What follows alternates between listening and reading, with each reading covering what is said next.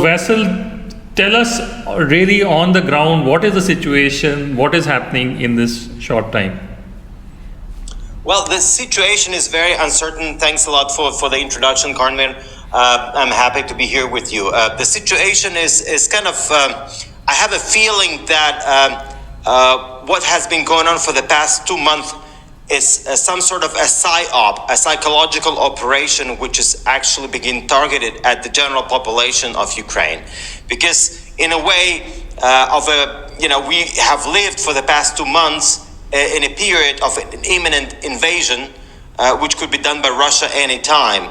And as it is escalating, the general population of Ukraine feels, and actually the aim of that is to instill fear in the people. So it's been kind of very unpleasant, because in a way we got used to the war with Russia. It's been going on for the past 8 years. But in this particular case, it's kind of different, because there are different scenarios which are being kind of discussed, and we don't really know what's going to happen. But actually being in expectation of that, this is what is in a way paralyzing, right? But if you come to downtown Kyiv now, where I just had lunch with my friend, it looks pretty normal. It's like business as usual, right? As long as you don't read the news, or you don't actually read the international news for that matter, then when you actually understand that it's not looking good. So what can we expect into the future? I mean, some people are saying that it's going to be like the Third World War, and somebody is saying that it's going to be a nuclear war, and it's the Axis powers are. First of all, why is from your mouth, why is Russia so keen on Ukraine? Why has this entire thing come about? Look, I think Vladimir Putin is just obsessed with Ukraine. And apparently Ukraine for Russia is much more important than Ukraine is for the West, right? However, he lost Ukraine completely 8 years ago when he illegally annexed Crimea and invaded part of Ukraine, and has been kind of maintaining this conflict for the past 8 years. And his popularity has gone down, and kind of we attribute Vladimir Putin with a rebirth of a Ukrainian nation, which happened 8 years ago. But I think it's very simple. In a way, a democratic, prosperous Ukraine next door is the main threat to Putin's authoritarian rule.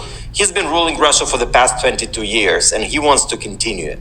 And actually, having a successful neighbor next door, which can move towards European Union, which can build a better life, is an existential threat to Putin. Also, he's kind of a revisionist. He wants to revive the empire of the Soviet Union. He wants to be feared. He wants to be respected.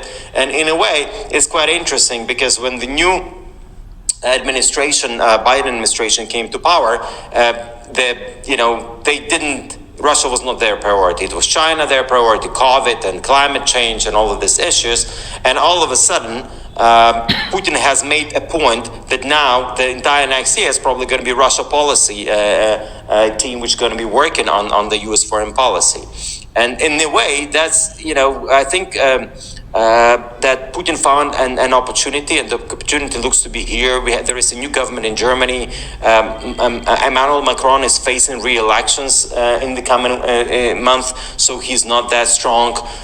Biden has his own domestic issues, and of course rivalry is China. So it's kind of you have to understand that the main aim of Russia is targeted against all the democracies in the world, and his main tool is actually to sow dissent and to sow divisions, and actually have them separated, and in a way he's been able to deliver that by supplying natural gas and building all these 2 pipelines to the European Union. And we as Ukrainians have been strongly opposing that, because now the strategic pipeline has been crossing Ukraine. And from the day one when he started building those pipelines, we were arguing to the Europeans and saying, look, once Putin completes those pipelines, he will attack Ukraine. And this is actually what happened. He completed the second pipeline. It's of course not been yet launched, but it's already built. And in a way, all the money that he's been getting from the sales of natural gas to Europe, he's been able to put into the military equipment, into militarization of his whole state, which is now being used against Ukraine. Of course, Ukrainians feel much stronger now than we were 8 years ago.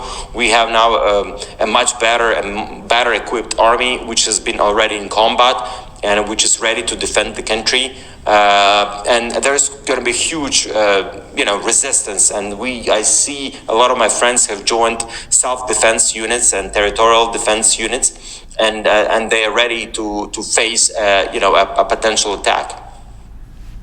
Wow. Anurag, would you like to come on and ask the question yourself, since Anurag is also the co-founder of this of Mentza.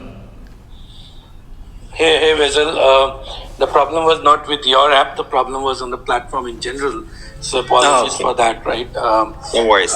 Vasyl, I have two questions, right? One, while this crisis has been going on for 7-8 years now, right? The economy has been collapsing, isn't it? I mean, there is some support that comes to Ukraine from Canada, but largely, tell us a little bit about the economic story right now, as well as if there are any groups of people within Ukraine who are supportive of Putin's actions, right? Especially after Crimea, it seemed like the Crimean parliament had given action for accession, right, in some ways. So what's the story over there? Okay. Well, firstly, about the economy. Well, as you have rightly pointed out, the kind of what happened in years have impacted our economy greatly. But we managed to kind of recover from the big dip in 2014, and the economy started recovering at 2016, and it's been growing pretty much up to now. Most of the Ukrainian economy is driven by the exports of agricultural products. We sell grains, we sell sunflower oil. There's also steel products and steel as a raw material. Of course, IT industry has been growing significantly lately, and more or less we had kind of a stable growth, driven by these sectors. Also, construction sector and some of the domestic economy has been growing. But apparently, when you have kind of a war with Russia next door, it makes Ukraine not a very attractive destination for investors. And in my belief, it was the goal of Putin from the outset. He wanted to keep Ukraine unfavorable, to keep Ukraine as an unfavorable partner for investors. And now, in the light of another potential invasion, as you can imagine, it becomes like a no-go for the investors. We just recently, several days ago, the EU has announced that they're going to allocate 1.2 billion euros as macroeconomic stabilization funds, which they're going to allocate. We also have an active cooperation program with the IMF for the macroeconomic stability funding, which is in place. And apparently, if of course Putin decides to invade, it's going to be a huge blow towards his economy and ours as well. My problem, but I think the problem is that he's ready to take the risk, and he kind of is probably, this is something irrational. What he's doing right now is totally irrational, because from a rational point of view, there is no point of doing it. I mean, domestically, Russian economy is very weak. If you look at their GDP, so to say, I mean, it's equals to the GDP of the Netherlands, right? A small European country. Russia is a huge country, but economically, it's a dwarf. Of course, they have nuclear weapons, and this is something which is scaring everybody off. Now, in terms of who is supporting Putin's actions, well, of course, there is an internal group of people who have pro-Russian views. The number of those people has diminished significantly. I would probably say that we kind of now, according to one of the latest surveys that I saw, kind of pro-Putin people, maybe 10-12% of the population. It's not that significant. Mostly ethnic Russians, but also those kind of Soviet people of the older generation. who can be reminiscing about the Soviet times. Because now for our new generation, it's kind of something we don't want to go back to, and we don't want to be affiliated with an authoritarian regime. We want to have, a prosperous liberal democracy in Ukraine, which would be part of the European Union and developing at a good speed. So yes, so Putin, and of course there are some political parties here. It's kind of very difficult, and there is massive intelligence operations which are done by Russia in Ukraine, disinformation campaigns.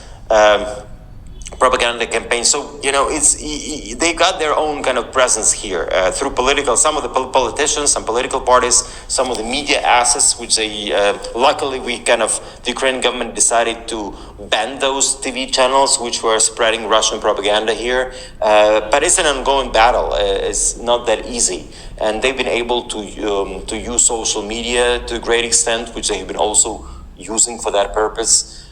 They've used the Russian Orthodox Church as the channel of communication, which has also been quite powerful and influential here. So yes, the Russian influence is here, but at the same time, that we need support of our international partners. We need to, Putin needs to understand that the consequences of his invasion are going to be extremely painful. And for the time being, there is kind of not a united front of the West. I mean, there is a strong position of the United States and Britain and some of the Scandinavian countries. Other European countries are more kind of hesitant or reluctant to impose strong sanctions. But you see, the problem is that with Russia is they understand strengths. Whoever is trying to please him or appease him, basically, he treats it as a weakness. I see now here a question here in the group: how has Ukraine been able to stall Russian attack in the past 80 years? The only way we could do that is by actually building a strong army. And there were a lot of volunteers who have originally joined the battlefield in 2014. People of different professions, could be some tech people, people working in logistics, you name it, who just volunteered and actually joined the volunteer battalions. But, for the past 8 years, we kind of revamped the armed forces of Ukraine, have been able to procure some new equipment, and apparently the soldiers have gone through training through the combat, actually. And we now have many people who have gone through that. They are now veterans or captain reserve. They could be drafted and enlisted pretty quickly. And this is going to be a massive resistance towards any further incursion of Russia. Of course, they can use ballistic missiles to hit some of our military targets. This is something we have no protection against. Yes, we can probably deal with their tanks. But again, if they use aviation, we don't really have anything against the aviation. So apparently Russia is a much stronger country, and militarily it will be extremely difficult to fend it off. But should they move in with foot on the ground, the casualties they're going to face will be enormous. And I'm not sure Putin is ready and will be able to sell it domestically. This is something which is going to take down his regime for sure. Vasyl, what is the perspective on NATO? Yeah. Say it again? What is the perspective on NATO? Because NATO, Ukraine's membership of NATO seems to be the one of the strong points of differences.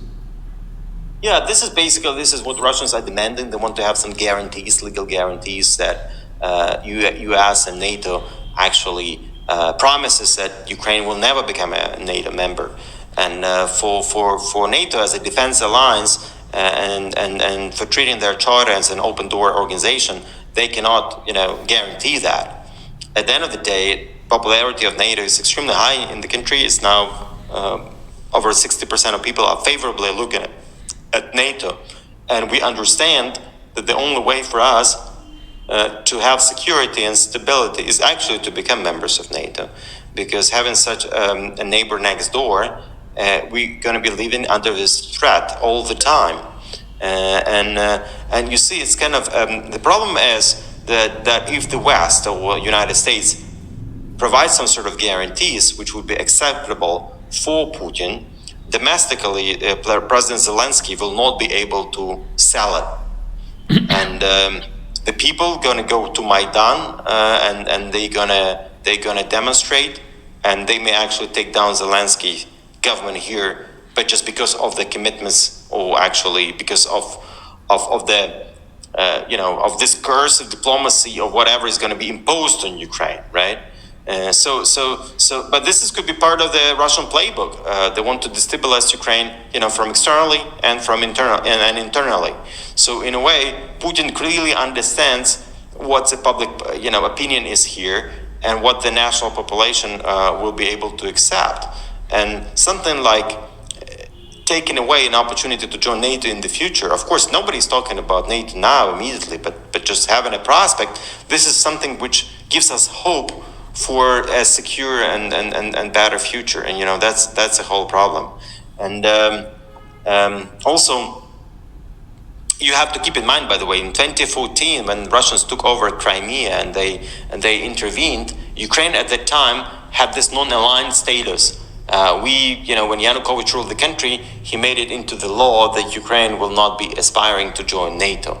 Nevertheless, it didn't prevent Ukraine from being attacked by Russia, because NATO is just a disguise. I mean, they are pursuing something much bigger. I think Putin wants to have a legacy of somebody who's revived the Russian Empire, and they don't see, and this Russian Empire is impossible without Ukraine as part of it. Anurag, you want to come in and ask your question? You said, how is the confidence? Yeah, I wanted to know how is the confidence in Zelensky, right? So he came in like an amateur politician, right? In some ways, but how is he holding up? What is people's confidence in his ability to kind of negotiate with NATO and make sure that they stand by them, right? In this time. Zelensky, he has, grown for the past 2.5 years, as a novice in politics, it was a steep learning curve for him, but he's become stronger now. He now has a much better picture of what's going on. He also has a very good team in place. We have a very good Minister of Foreign Affairs, Dmytro Kuleba.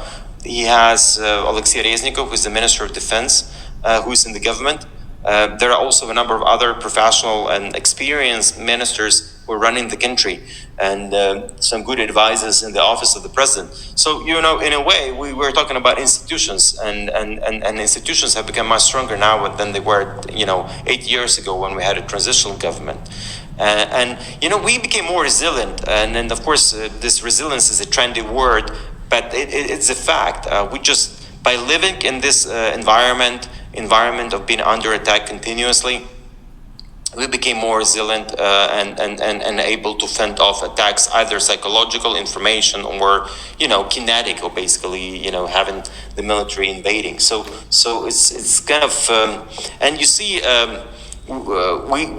we if you look at all the former Soviet Union countries, we are one of the very few countries, except for the Baltics, which kind of been able to maintain a high level of a democratic position of power. We didn't have a single president who tried to grab power in Ukraine, in contrast to Central Asian countries, or the issues in the Caucasus as well, and Russia for that matter. So in a way, we're kind of standing out from the crowd, and this is what Putin doesn't like. Vasyl, being in Ukraine, how are people feeling? Is an invasion, almost surely happening, or do people think that these are just threats and it will kind of, go away in some time, or are people really preparing for an invasion from Russia? It of course depends on who you ask. In my circles, there is a clear understanding that something is about to happen. We don't understand the scale of what's going to happen, and we have, already for the past 2-3 weeks, I've been discussing within my family, but also with my friends. Okay, so what do we do if Russians invade, right? And of course, they may just invade in the east, where they will just grab more land in Donetsk and Luhansk regions. But what if they actually come and to Kiev, right? And that's going to be another issue. What do we do? Apparently, I know people who have joined the self-defense units. They were training and practicing over the weekends. how to shoot, how to be, kind of and doing drills and exercises. And some people are ready to join into join the military. In my case, I would definitely work on the communication side and would be working hand in hand with people, communicating what's going on to the outside world. And it's interesting because I run a business commercial consultancy, but back in 2014 we combined efforts of several groups in strategic communications who created this Ukraine Crisis Media Center. It was internationally funded. And now, as a media NGO, we do see a kind of a new purpose, and we need to now kind of beefing up our activities, because apparently there was a climax in 2014 and we had many people employed. But then, as the situation has been kind of stabilizing and the funding was cut, in a way we had to downsize, right? But now, in light of this imminent invasion, we do understand that we need to, go back to the full operation. And now people from my company, we've been discussing, look, maybe we need to quit all of our commercial contracts right now and just, reinforce the media hub and be able to do more. So that's very likely. This is what I'm going to be doing in case it deteriorates. So we have like around 3 minutes, in this app, we have 20-minute conversations to keep them very crisp, very, very tight. So in the last 3 minutes, Anurag has a question which says, are people hoarding or leaving the country? If you'd like to, what is the situation? Not yet, Anurag. I mean, this is something that has been discussed, of course, and this actually may very well happen. We are 40 million people live in Ukraine. We are next door to Poland, Slovakia, and Hungary. These are the next door EU countries. We have a visa-free regime, so we don't need the visa to go to those countries.